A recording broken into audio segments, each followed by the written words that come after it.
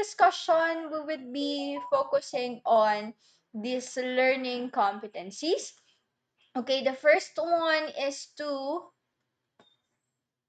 infer quantities associated with uniform circular motion, such as tangential velocity, centripetal acceleration, tangential acceleration, and radius of curvature. Second competency is solve problems involving two-dimensional motion in context, but not limited to ledge jumping, movie stands, basketball, safe locations during firework displays, and Ferris wheels. Okay, so speaking of Ferris wheel, have you been into a theme park?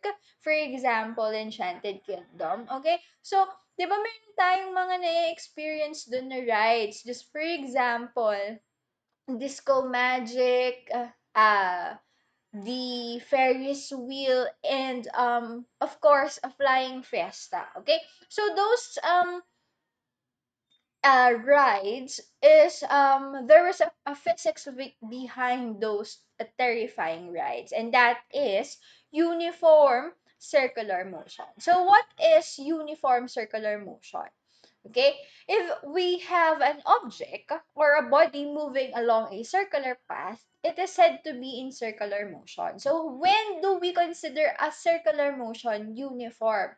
It is when our object or the particle move with uniform speed. So what do we mean by uniform speed? It is when the value of the speed is constant or consistent all throughout the motion. Okay, so from our linear discussion of a motion, we have been tackled four qualities of motion. So a motion has displacement, acceleration, velocity, and of course, time. Okay, circular or uniform circular motion, those four qualities are also present. But there would be a different approach for those four qualities. Since we are talking about a body moving on a circular path. Okay, so let's first discuss the displacement. Okay, so on linear motion, we have encounter that, or we denotate linear motion displacement on a linear motion through x and y. So, x for horizontal, y for vertical. So, ano naman yung expression na ginagamit for angular displacement? Okay? But first, let's define what angular displacement means for uniform circular motion. Okay. So, it is the angle through the which the radius vector representing the position of the particle rotates. It is also the change in position of the particle in a circular path with respect to the center. Okay, so also the angular displacement of a body with respect to the reference line is denoted as angle theta. Okay, so if we use x and y to represent displacement for a linear motion, okay, kay angular motion or rather kay circular motion, in order for us to denote angular displacement, we use the expression theta. Okay? So, what would be the unit used, okay, for expressing angular displacement? So, we used the measurement degree. Okay? But the SI unit for angular displacement would be radians. Okay, what do we mean by the SI unit? So, ang parang basic unit for angular displacement is radians. Okay? 1 radian is defined as the angle subtended at the center of the circle by an arc, which is equal to the length of the arc divided by the radius of the circle. So, what would be the relationship between degree and radian? So, degrees and radians are the same. Okay, they represent one revolution or a one full cycle.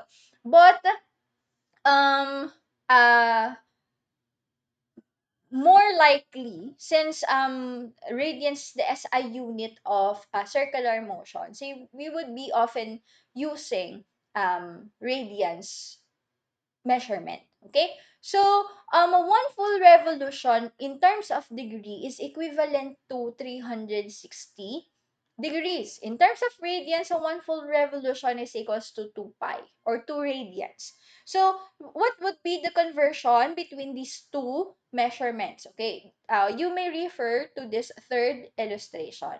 So, makikita po natin dito ang conversion between radians and degrees and vice versa, degrees and radians. But we have to take note, mga kapatid, since we are talking about displacement, this is a vector quantity. So we must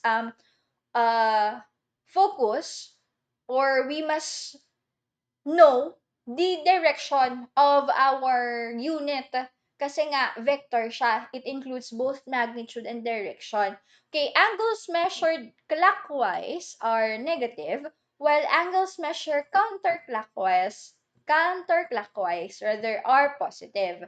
Okay? So, take note of this, mga kapatid, kasi displacement is a vector quantity. That's why direction is very crucial. Theta or angular displacement is measured in radians. Okay? 2 radians is equal to 360 degrees and also equivalent to 1 revolution. Okay? What do we mean by 1 revolution? It means a 1 full cycle or 1 full circle. Okay? So next, let's move on with the tangential velocity. Okay? So,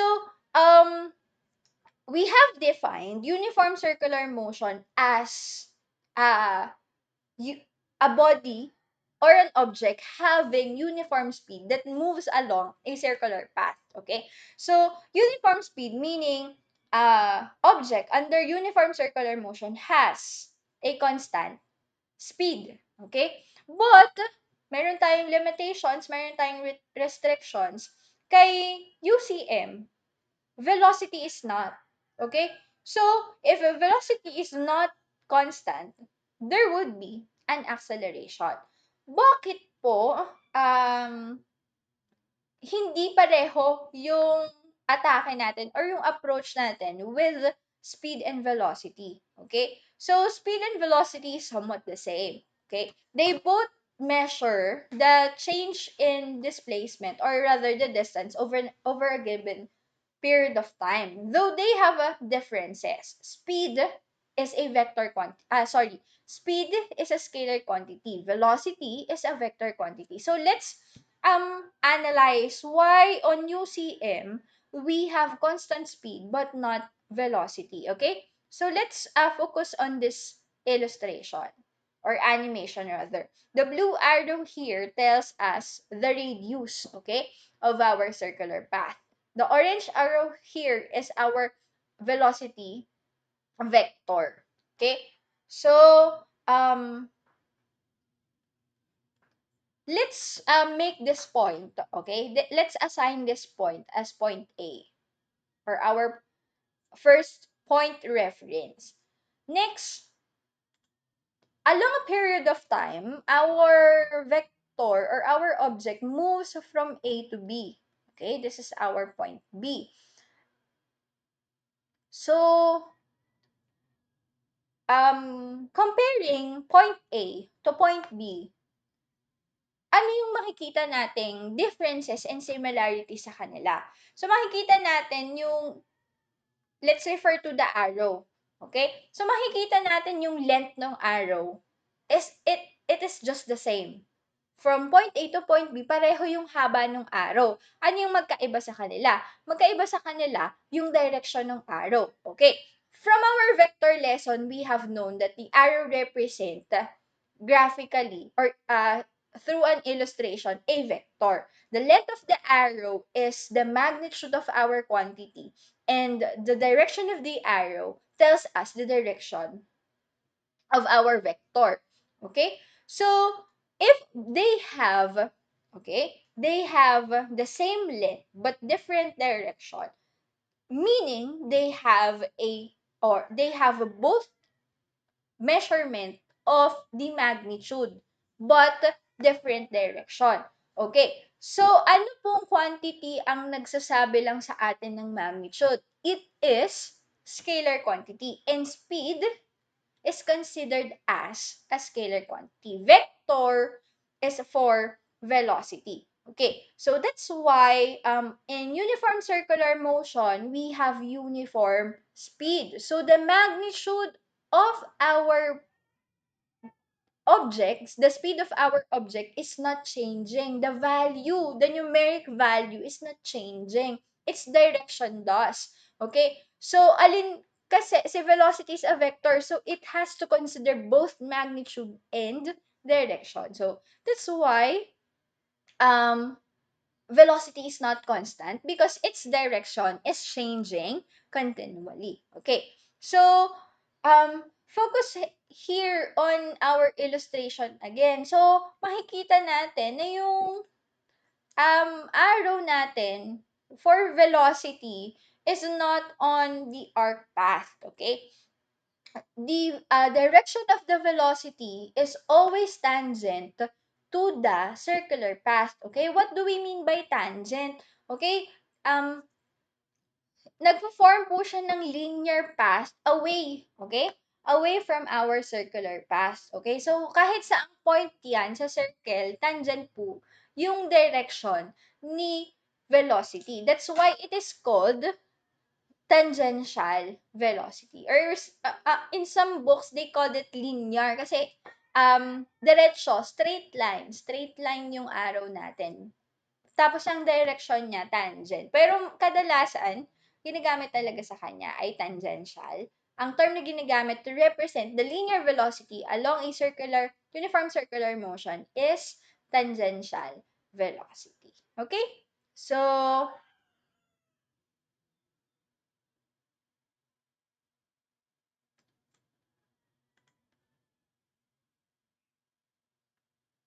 yan. So, how do we mathematically express, okay? How do we mathematically express um, tangential velocity? Okay, from our linear motion, we have discussed that speed, v, is equal to distance over time. Okay, so since we are relating motion for circular path, a perimeter covered by an object all throughout a circle is what we call the circumference. Okay, the circumference of the circle is equals to 2 pi r. Okay? So, in order for a body to complete a one full circle, we need to find its perimeter. And the perimeter can be considered as the distance traveled by the object. So, that's why for tangential velocity or linear velocity on UCM, we use a 2 pi r to determine the distance traveled of a body on a circular path. Next, we have here the time. Okay. Sa linear motion, alam natin na yung time is how long. Okay? How long an object traveled from point A to point B. Regarding imagining this is our point B. So that would be the time. Okay? Dito kay uniform circular motion, um, para ma-consider natin na successful yung motion ng ating object, okay? Kailangan makabuo siya ng isang buong bilog. Kailangan niyang makabalik kung saan siya nag-start. Okay? So, hindi natin pwedeng i-consider na from point A to point B kasi dapat kailangan magbalik siya from starting position. So, kailangan natin i-consider isang buong bilog. So, in order for us to consider the period or so the how long an object traveled within a circle, we use the expression period since we are talking about periodic motion. Okay? Period of an object is represented by capital letter T or the amount of time, okay, an object traveled in order for it to complete one full cycle. Okay, so ang kabaligtaran naman niya is yung frequency. Okay, frequency, small letter f, is how much or how many revolutions or how many cycle does the object created per a given period of, or per given span of time. Okay? So, yung t natin dito, yung time natin sa linear motion, papalitan po natin siya, gagawin nating period para makonsider natin siya as isang buong revolution. Okay? So, period is the reciprocal of frequency and vice versa. Frequency is the reciprocal of period. Okay? V here stands for speed and radius here stands for, radius is for R. Okay? The expression used for radius is small letter R. It can be big letter R. But, uh, madalas pong ginagamit is small letter R. Okay? So, any questions regarding this? Next, meron po tayong translation. Yan. Kung meron tayong tangential velocity or linear velocity on a circular motion, what if our speed is not constant? Okay? What if acceleration is? Okay? If acceleration is constant on a circular motion, hindi na po natin siya mako-consider as uniform circular motion. It is a non-uniform circular motion na. Okay? So, ang ginagamit na po nating expression to express velocity is the term omega. Okay?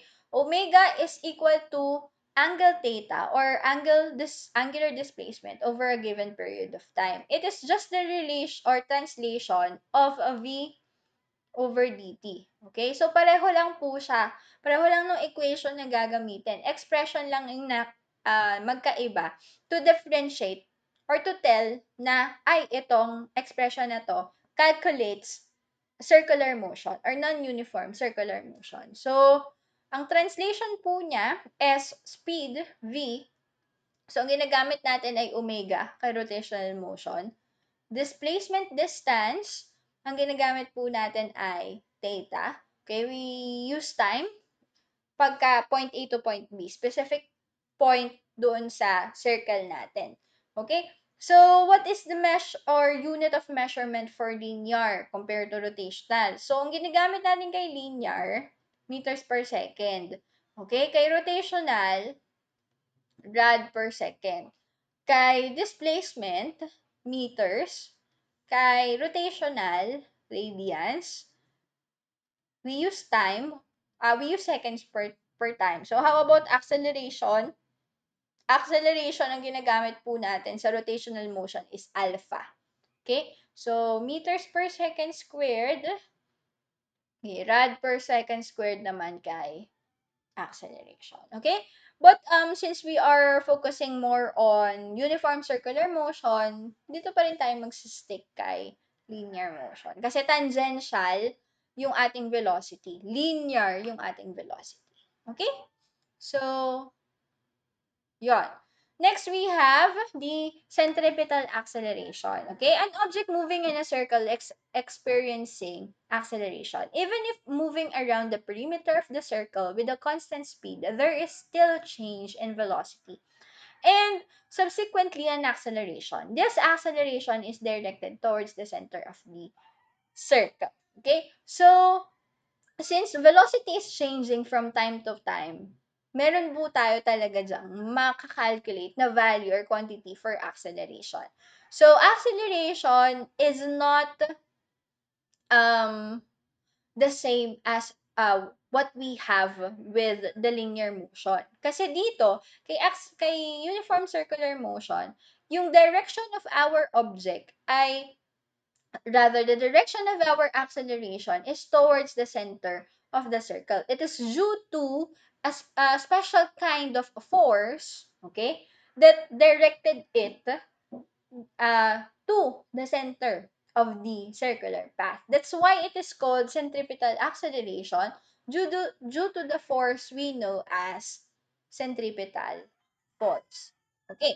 So, for an object moving in a circle, there must be an inward force acting upon it in order to cause its inward acceleration, which is the centripetal force. The word centripetal means center seeking. Okay? That's why the direction of the object or the direction of the acceleration of the object is towards the center of the circle. Kasi gawa nitong centripetal force. For objects moving in circular motion, there is a net force acting towards the center which causes the object to seek the center. And that net force is mathematically described based from Newton's law. M F force F is equals to mass times acceleration. Okay, to express this equation as a centripetal force, we may use the subscript C, okay? Para malaman natin, ay, itong force na to ay centripetal force. Okay? And acceleration, centripetal acceleration. So what would be the mathematical expression, okay, of our centripetal acceleration? Let's refer to this animation. So we have here the radius of the circle, the tangential velocity, the change in angular displacement.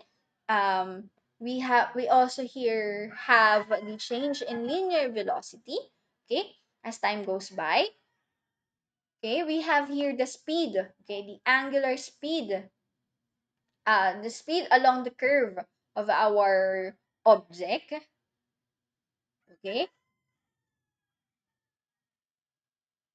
We have also the mass of our object kasi syempre lahat naman ng matter nag-occupy ng space and has mass. Okay?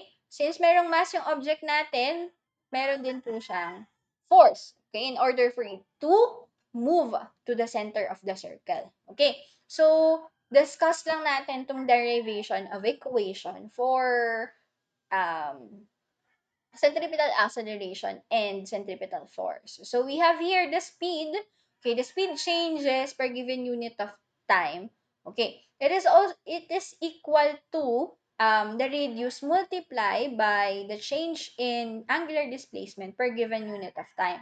The change in angular displacement per time is the angular velocity. Okay, the change in speed per time is the velocity. So we can derive from this expression, the equation, tangential velocity is equal to the radius of the circle multiplied by the angular, okay, velocity. Angular velocity, pag ginamitan natin to ng uh, algebraic functions, yan, binabaliktad-baliktad natin. Okay? Pwede nating ma-derive yung equation for angular velocity, which is omega is equals to v over r. Okay?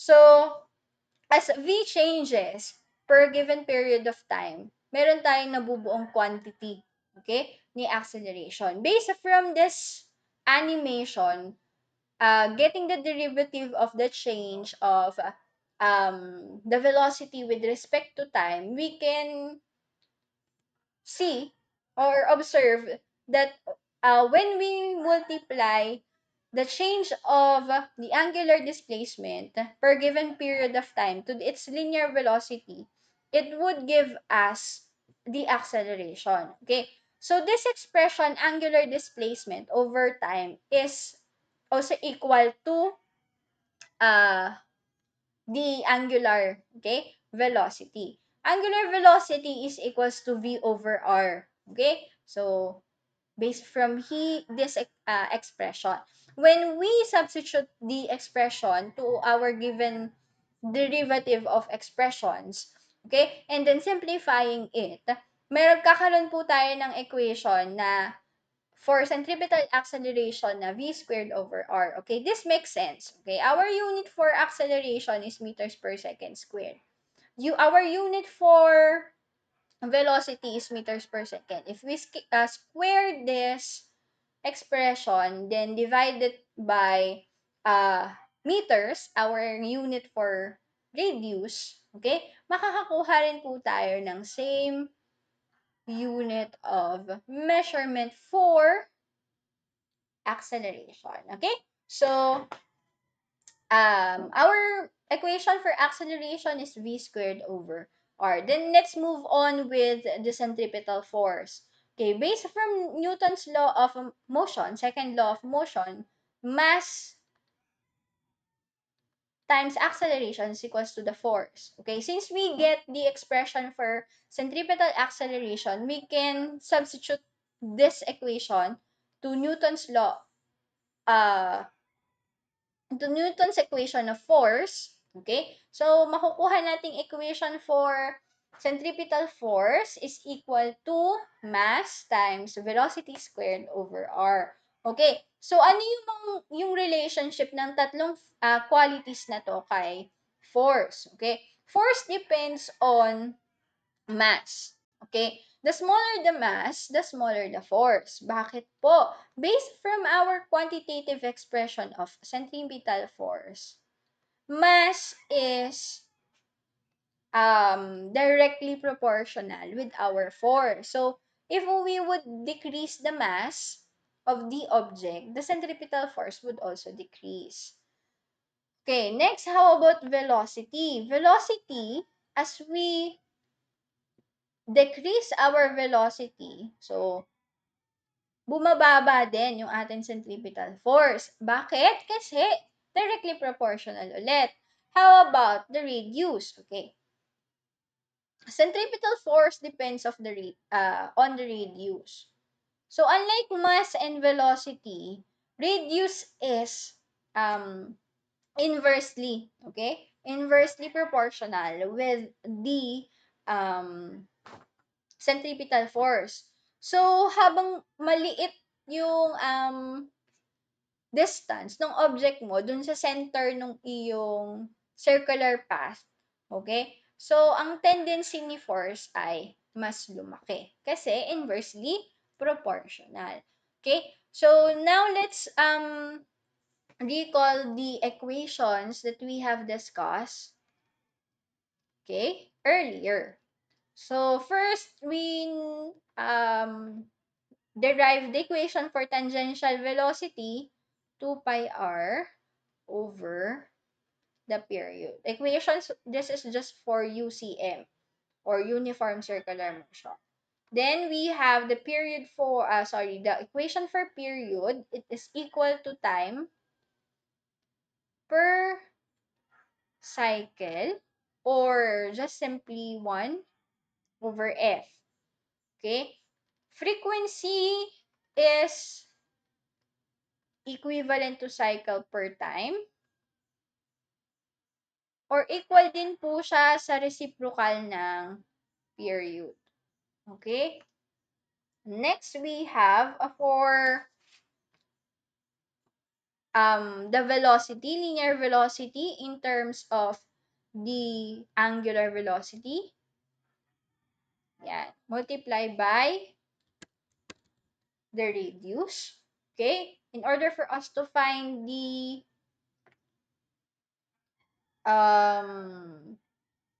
angular velocity is equals to v over r. Okay? So, yan.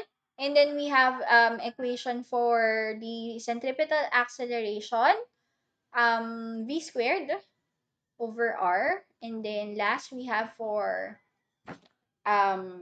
centripetal force, mass times v squared over r. Okay, this is for UCM. How about for non-UCM, or non-uniform circular motion? Okay, so we have this kinds of equation. First is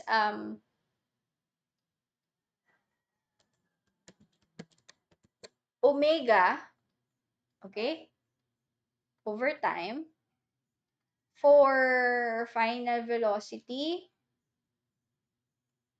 initial velocity plus acceleration multiplied by the time.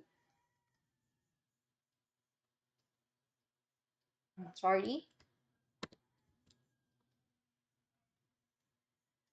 Plus 2 alpha theta d for displacement theta is equal to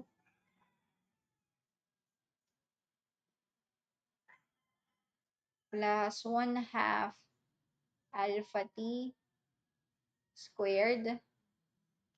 And then last, for average velocity in terms of the displacement, 1/2 plus over t. Okay? Times t.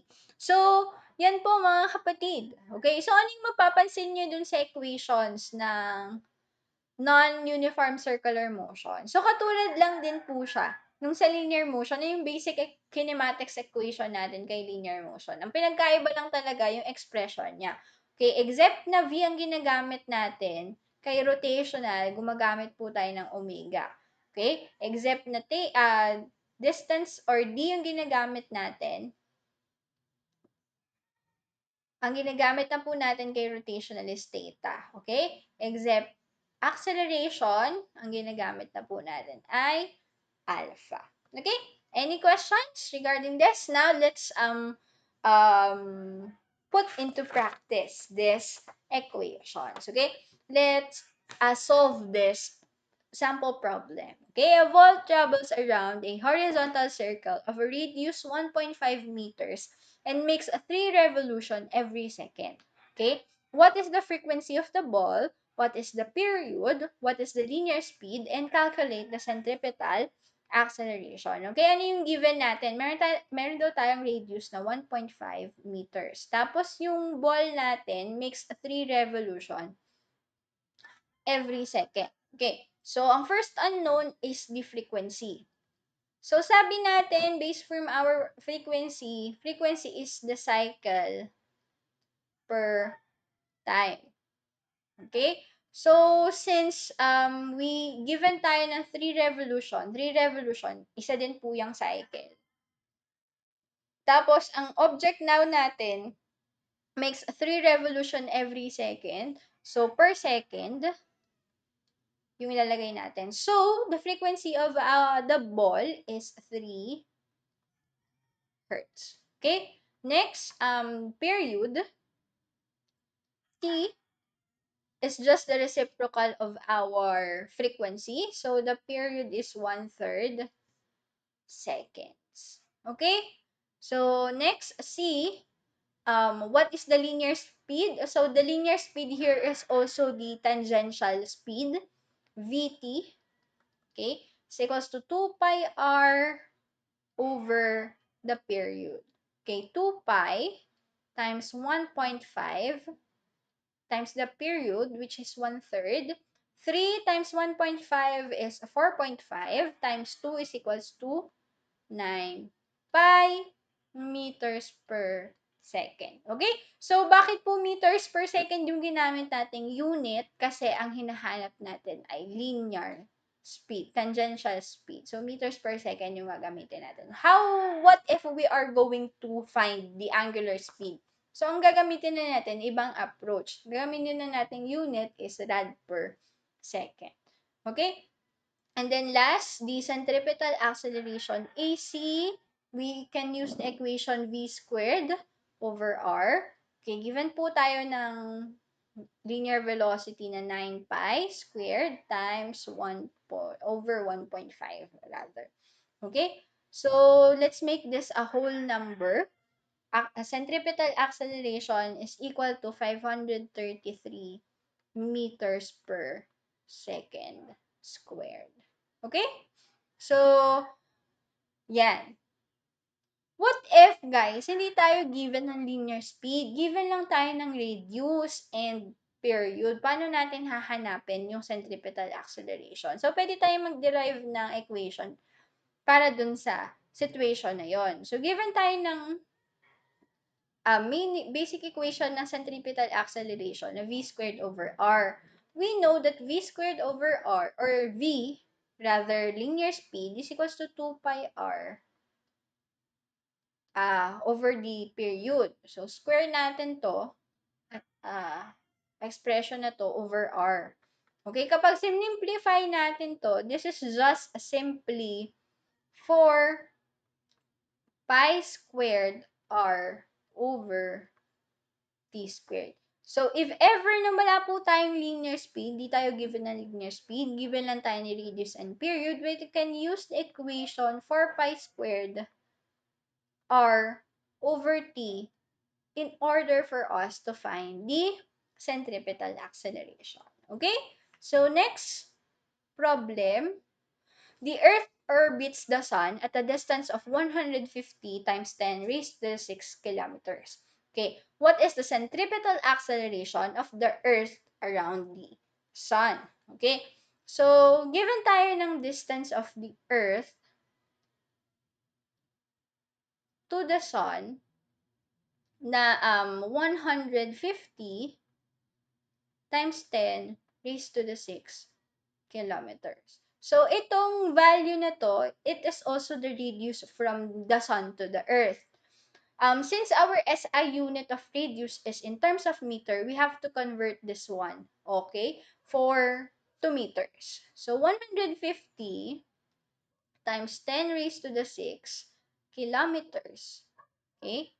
1 kilometer is equals to 10 raised to positive 3 meters. Okay? So, this is equivalent to 150 times 10 raised to the 9 meters. Okay?